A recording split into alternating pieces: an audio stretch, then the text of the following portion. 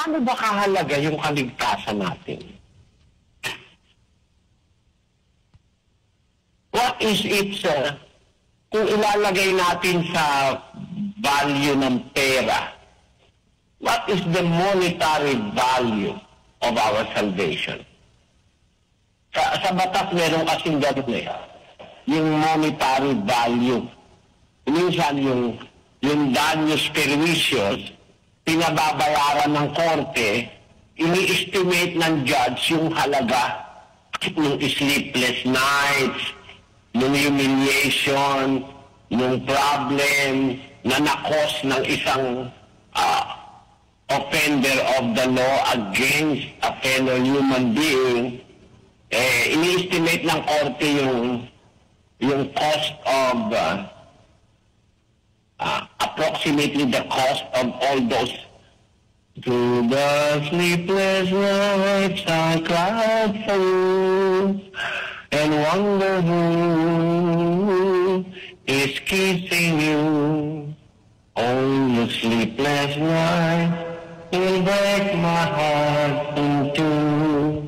Dapat yung mga abogado alam nila yung kanta na yun Kasi nilalagay nila sa kaso yung pag naninilig sila ng daños perjuicios, yung mga sleepless nights, yung mga humiliation, yung shame, and etc. na nakos ng isang kaso na isinampalaban sa'yo to attain justice, hahalagahan ng korte yun kung magkano Yung kaligtasan natin, mga kapatid, if we're going to put it in monetary consideration, ano ba kahalaga yung kaligtasan ng tao?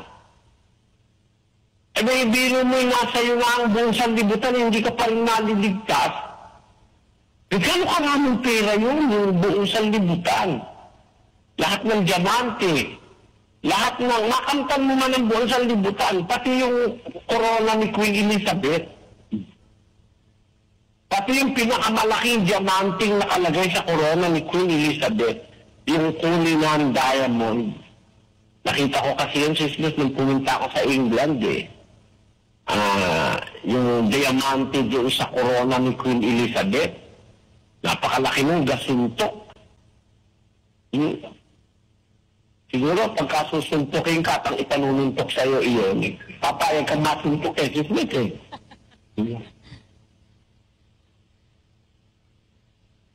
Ang laki nun Naka-display lang dun Sabi ko nga, kung meron akong ganong kalaking diamante, brilyante, maririnig sa buong mundo ang aral ng Diyos Totoo. Sa lahat ng mga taong mahihilap kasi laking diamante nun, Yan. Makamtan mo man lahat nun, pati yung sa hari ng Arabia, sa hari ng Espanya, lahat ng ginto, lahat nga. Pati yung kanilang mga priceless possession. Mapapahama ka naman, di napakalaki pala ng halaga ng kaligtasan, sis Luz. Totoo. Mas mahalaga sa lahat ng ginto, di ba? Opo. Malalagyan mo pa ba ng halaga ng pera yun? Yung koleksyon lang ng mga papa sa Roma, na pumunta ako dun sa Roma at saka dun sa Vatican Museum. Yung mga ginto ng papa at saka mga brilyante diamante nakalagay sa kanyang damit.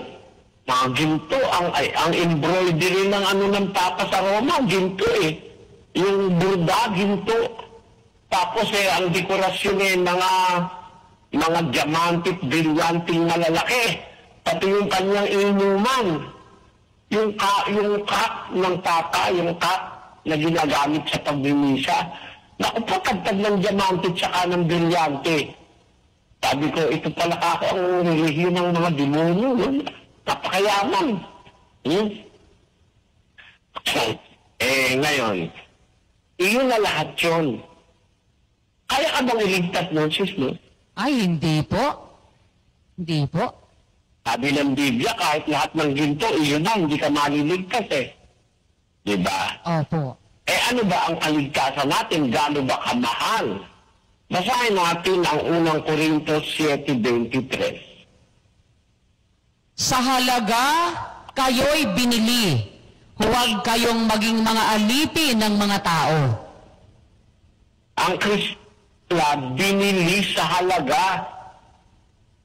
Ano kayang halaga yung ipinambili? Ba't hindi inilagay ni Pablo, kapatid na Luz, kung magkano? Wala nilagay na halaga lang ang nilagay niya, pero wala nakalagay na magkano. Alam mo yun ang tinatawag sa English na priceless. Priceless, hindi ang ibig sabihin na walang kwenta. There are two kinds of priceless things. One priceless, which is the summit, which is the peak, meaning you cannot name the price. Priceless can also mean sometimes, it depends on the one using it, it means worthless. Yung sinasabi niya ni Pablo na you were bought with a price. He did not even write how much the price is. But how much is that price? Christians were bought with a price. Tayo ay binili sa halaga. Yan ang kahalaga yung ipinambili sa atin. Basahin nga natin yung Gawa 20:28, Sis Luz. Ingatan ninyo ang inyong sarili at ang buong kawan, na sa kanila'y ginawa kayo ng Espiritu Santo na mga obispo, upang pakanin ninyo ang iglesia ng Diyos, na binili niya ng kanyang sariling dugo. Ano ang halagang ipinambili sa ating kaligtasan, kapatid na Luz? Yun pong dugo ng Panginoong Hesukristo. Ayun. Ang iglesia ng Diyos, binili niya ng kanyang sariling dugo. The Church of God, which He hath purchased with His own blood. Nakita mo yun.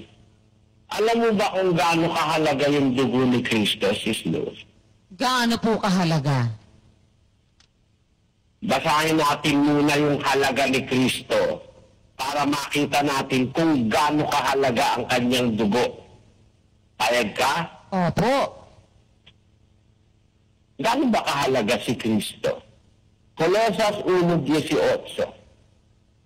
At siya ang ulo ng katawan sa makatwid bagay ng iglesia, na siya ang pasimula, ang panganay sa mga patay, upang sa lahat ng mga bagay ay magkaroon siya ng kadakilaan. Sapagkat minagaling ng Ama na ang buong kapuspusan ay manahanan sa Kanya. Lang kulang si Kristo. Ano po, Brad Eli? Meron pa bang kulang kay Kristo? Wala pong kulang sa Kanya. Minagaling ng Ama na ang buong kapuspusan ay manahanan sa Kanya. Sa kadakilaan, walang kulang si Kristo eh. Opo. Basahin mo ang Pilipos 2:9. Kaya siya naman ay pinakadakila ng Diyos, at siya'y binigyan ng pangalang lalo sa lahat ng pangalan. Yung salitang pinakadakila ng Diyos, gaano kadakila yun, Sis Luz? Ay napakadakila po. Kasi sabi, pinakadakila ng Diyos. How's that in English? Wherefore God also hath highly exalted him, and given him a name which is above every name. So, God hath highly exalted him.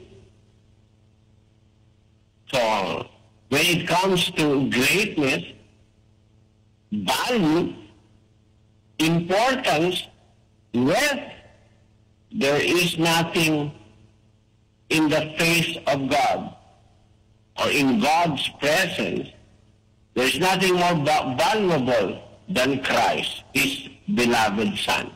Agreed? Agreed. Wala nang mas mahalaga pa kay Kristo sa paningin ng Diyos. Basahin natin ang Efeso 1:21, 22, 23. Sa kaiba-ibabawa ng lahat na pamunuan at kapamahalaan at kapangyarihan at pagkasakop at sa bawat pangalan na ipinangungusap, hindi lamang sa sanglibutang ito, kundi naman sa darating. At ang lahat ng mga bagay ay pinasuko niya sa ilalim ng kanyang mga paa. At siyang pinagkaloobang maging pangulo ng lahat ng mga bagay sa iglesia, na siyang... Maliwanag na si Kristo nasa ibabaw ng lahat eh. Opo, Tama, sisters? tama po. Sa kaiba-ibabaw ng lahat na pamunuan. It is God's will that the Lord Jesus Christ be on top of everything that exists, of every creation. Christ is on top of everything. Siya ang kaiba-ibabawan sa lahat. It pleased the Father to give Him that honor, to be the most important thing that exists. That is our Lord Jesus Christ. Now, siya ang pinakamahalaga sa Ama. Now, do you now realize how much is the cost of the blood of Jesus Christ is lost? Yes, Brother Eli. Napakahalaga po nun, yung dugo ng Panginoong Hesukristo. Napakahalaga na kasi wala na mas mahalaga pa kay Kristo eh. Opo. Kaya everything that is of Christ ay napakahalaga. Yung dugo ni Kristo, laking halaga nun. Walang mailalagay kang bilang sa halaga ng dugo ni Kristo kasi sa lahat ng umiiral, ang pinakamahalaga sa Diyos ay ang kanyang anak. Pero yung dugo na napakahalagang dugo ng kanyang anak ay pinayagan ng Ama na mabubo para sa kaligtasan ng tao. Kaya yung isang tuldok at isang kudlit na maaaring mga hulugan ng kaligtasan ng tao ay napakahalaga. Ang kasing halaga ng kaligtasan ng tao ay ang dugo ng Panginoong Jesucristo. Mas mahalaga yun kaysa sa langit at sa lupa. Nakukuha mo na ngayon kung bakit mas mahalaga yung isang tuldok at kudlit na maghahatid sa tao sa kaligtasan, kapatid na Luz, kaysa sa langit at sa lahat ng kayamanan sa lupa. Opo, Brother Eli, napaka-importante po pala nung kaligtasan ng tao. Yun ang kasing halaga ng dugo ng Panginoong Hesukristo. Kaya napaka-halaga po noon. At ng dugo ni Kristo na walang katumbat na halaga. Opo. Opo. Hindi nga kayang tumbasan ang lahat ng bagay sa langit at sa lupa eh, na itong langit na material na ating nakikita eh. Walang maitutumba sa halaga ng dugo ng ating Panginoong Jesucristo. Tama. Tama po.